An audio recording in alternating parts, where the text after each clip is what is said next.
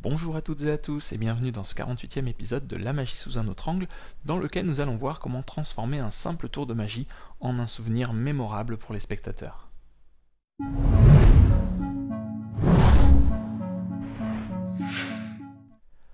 On se souvient tous d'un tour de magie ou d'un magicien en particulier qui nous a marqué.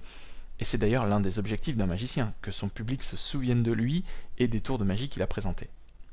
Et c'est d'autant plus vrai pour les magiciens professionnels pour qui le bouche à oreille entre les clients est très important. Ok, mais alors comment faire concrètement pour qu'un tour de magie soit mémorable ? Eh bien, pour pouvoir apporter un début de réponse à cette question, voyons déjà comment fonctionne le cerveau en ce qui concerne les souvenirs.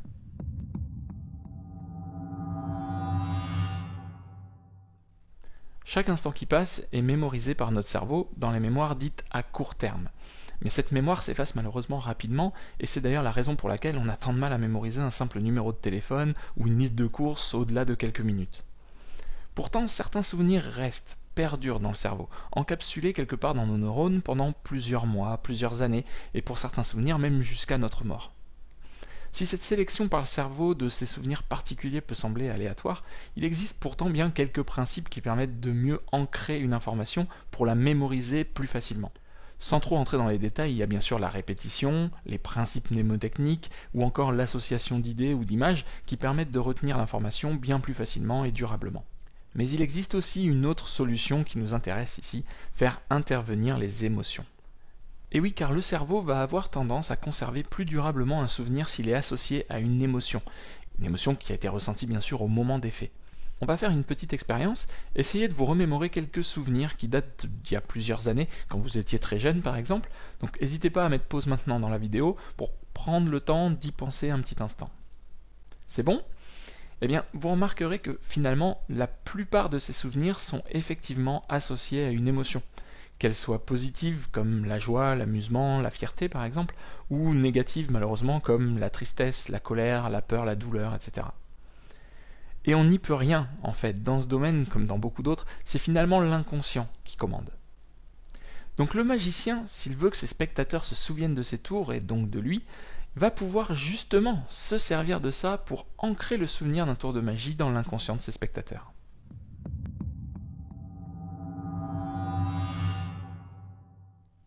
Donc un tour de magie qui va faire intervenir les émotions sera mieux mémorisé par les spectateurs, ok. Mais comment faire concrètement ? Déjà, il faut être conscient d'une chose, c'est que c'est pas facile.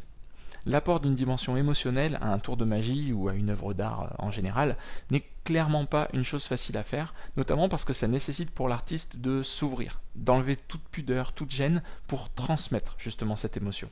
En ce qui concerne les émotions positives, comme la joie, l'amusement, c'est peut-être un peu plus simple, dans le sens où ça peut s'apporter ne serait-ce que par l'humour. Prenez des magiciens comme Garcimore ou Éric Antoine, ils sont mémorables parce qu'ils sont amusants.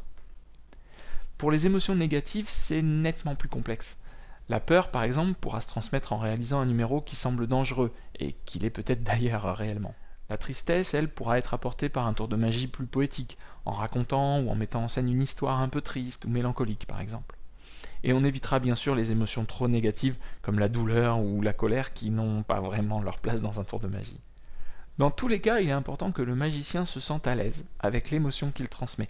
Elle doit lui correspondre à son style de magie et à son personnage. On reviendra sur cette notion de personnage dans quelques temps.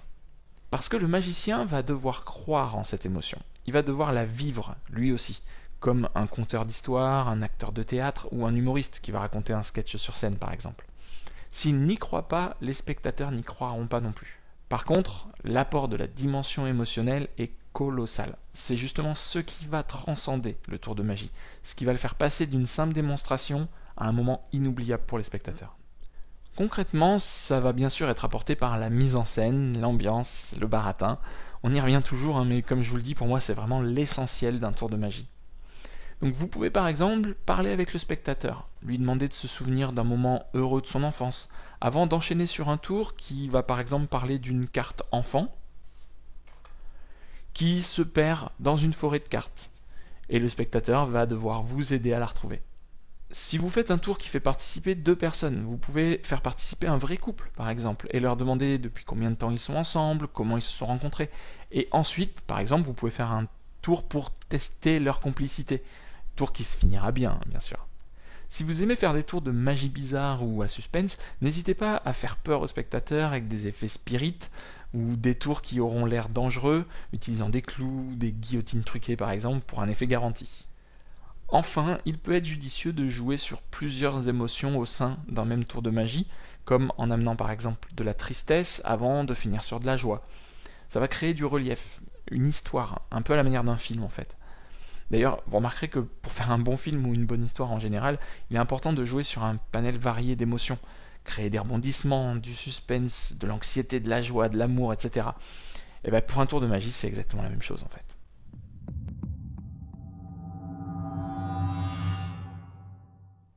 J'attire quand même votre attention sur un point important. Quand on touche aux émotions, on entre dans le domaine de l'inconscient et donc de la psychologie.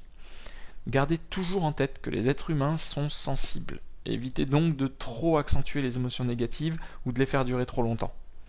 Aussi, ne forcez jamais un spectateur à aller dans une émotion s'il n'en a pas envie. Basculez dans ce cas sur un autre tour plus léger. On a tous notre histoire, notre vécu. Certaines personnes ne veulent pas forcément parler de leur enfance par exemple, ou n'aiment pas avoir peur. Même si les tours de magie s'appuient sur des principes psychologiques et peuvent, comme tout art, amener à faire réfléchir ou à s'interroger, ils doivent surtout pas basculer vers une séance de psychanalyse pour les spectateurs.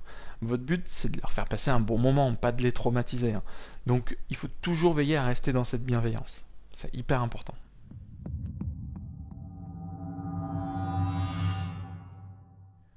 Gardez aussi en tête que tous les tours ne se prêtent pas forcément à l'ajout d'une dimension émotionnelle.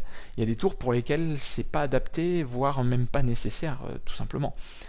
Je vous conseille quand même de parcourir tous les tours de votre répertoire et de vous demander, pour chacun d'eux, s'ils pourraient pas être améliorés un petit peu par l'ajout d'une dose d'émotion, positive, négative ou mixte, à un moment donné du tour. Essayez ensuite d'en présenter 3 ou 4 et vous verrez que le public ne les percevra pas du tout de la même façon qu'avant. Il existe beaucoup d'astuces de ce genre pour améliorer un tour de magie, lui apporter une nouvelle dimension, de la profondeur et donc de l'intérêt pour les spectateurs. Les émotions sont ancrées en nous. Elles surviennent de manière incontrôlée dans notre cerveau primitif ou reptilien et elles gouvernent une grande partie de nos vies et de nos choix. Et donc quand un artiste parvient à toucher nos émotions, à nous attrister, à nous inquiéter, à nous faire rire par exemple, eh bien il nous marque à jamais.